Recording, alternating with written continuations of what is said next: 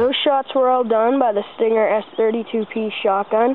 When we come back, we'll give you the specs and other info on this gun.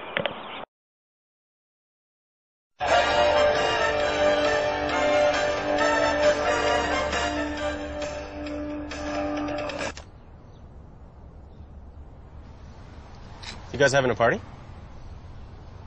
No. Nope. Nope. Okay.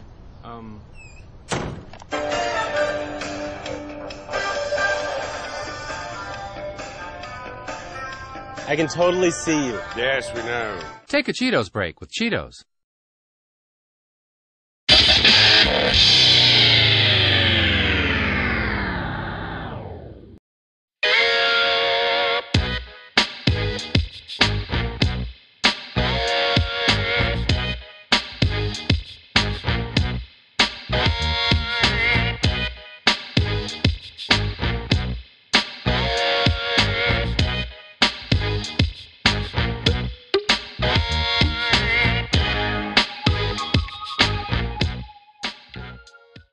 This gun has an approximate 240 bullet reservoir in the clip.